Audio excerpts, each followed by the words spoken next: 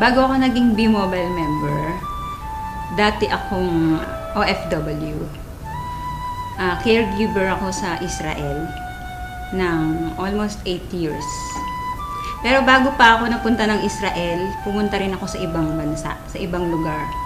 So nagtrabaho ako sa Korea, nagtrabaho ako sa Saudi. So ang trabaho ko doon, syempre mag-alaga ng matanda. Sana nanay ko yung inaalagaan ko, kasama ko, pero ibang lahi o ibang tao. Nung mga panahon na meron akong inalagaan na matanda na nagkakalat siya ng dumi, naiihi siya sa panty niya. Minsan, pag pinapakain mo siya, pahirapan, yung mumurahin ka pa niya. Dahil akala niya pinipilit mo talaga siyang kumain. Pero syempre, bilang caregiver, kailangang ibigay mo sa kanya yon. So pagka minumura ko, ganun, naiiyak na lang ako kasi hindi mo naman siya pwedeng patulan. Caregiver ka nga No, naiisip ko yung parents ko. Kasi dapat ako yung kasama nila sa bahay, pero matagal akong wala.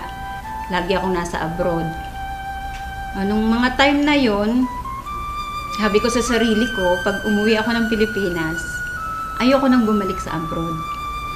Kaya naghanap talaga ako ng opportunity na yung magi-stay na ako sa Pilipinas, yung hindi na ako aalis. Ayun, nakita ko nga si B-Mobile. Nung nag-grab ko to, nakita ko yung opportunity. Ang laki nung pinagbago sa buhay ko. Pinangako ko kasi sa sarili ko nga na ayoko na mag-abroad. Yung gusto ko makasama ko ng family ko rito. Kasi syempre tumatanda na yung parents ko. Yun yung nag-push din sa akin para gawin ko si B-Mobile. Hindi kagaya nung nagtatrabaho ako as a caregiver, ginagawa ko lang yun kasi trabaho ko yun. So wala akong choice. Pero dito, bilang B-Mobile technopreneur, nade-develop din yung pagkatao ko. Yung sabi ko sa sarili ko, ay marunong din pala talaga akong makipag-usap. Yung isang pinagpapasalamat ko na nandito ako ngayon sa B-Mobile, yung nagkaroon ako ng time sa sarili ko, nakakapunta ako sa iba-ibang lugar. Kasi sabi ko noon, pumupunta ako ng abroad, pero ang Pilipinas hindi ko nalilibot. So ngayon nagagawa ko na siya. Napupuntahan ko na yung mga lugar na hindi ko napupuntahan noon dito sa Pilipinas. Sa mga OFW, huwag silang matakot na umuwi ng Pilipinas. Kasi noon nanlulumo ako sa tuwing sasabihin nila sa akin na, di bali nang mamatay dito sa abroad. Kahit may gera, ayaw namin umuwi kaysa nandiyan kami sa Pilipinas. Ganun na ba talaga kahirap yung Pilipinas para ganun lang sabihin nila?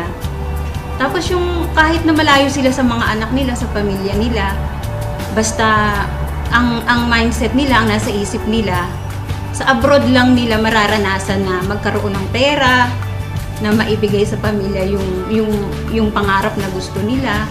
Hindi ka palaging malakas. Hindi ka palaging may trabaho dyan. Darating ang panahon, uuwi ka rin ng Pilipinas. So, ang sabi ko, kung gagawin nyo si B-Mobile, pag uwi nyo ng Pilipinas, meron na kayong ipon, meron na rin kayong gagawin. Sabi ng kuya ko sa akin, nung niyayaya ko siya, sabi niya sa akin, wag mo na nga akong isali sa ganyang kalokohan. Sabi niya. Sabi ko, hindi naman kalokohan si B-Mobile, kasi negosyo nga yan Pinapakita ko nga sa'yo na dito, maliit lang yung capital, tapos may malaking potential income, sabi ko sa kanya. So sabi niya sa akin, baka mamaya magpasali ka dyan ng mga tao, yun pala, scam yan. Sabi niya, di madadamay pa kami niyan.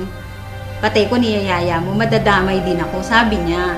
So, syempre na-hurt ako kasi hindi ibang tao yung nagsabi sa akin Kumbaga, kapatid ko siya Anong time na yon, sabi ko sa kanya, sabi ko sa sarili ko, hindi ako titigil sa B-Mobile. Hindi ako titigil hanggat hindi ka naniniwala sa akin, hanggat hindi ka sumasali sa akin, at hanggat di ko napapatunayan sa'yo na totoo si B-Mobile. So good news, kasali na siya sa B-Mobile. Huwag kang titigil kung ano yung naumpisahan mo. Kasi, gusto mo bang bumalik uli sa abroad? Gusto mo ba uling magtrabaho sa abroad? Bumalik sa dati. Yung lagi kong tinatandaan. Kasi nga, diba sabi ko sa'yo, natatakot ako na bumalik uli sa abroad. Sa mga OFW na kagaya ko, subukan ninyo na mag-invest sa WeMobile. Hindi naman habang panahon na nasa abroad kayo, darating ang time hindi nyo na rin kakayanin magtrabaho.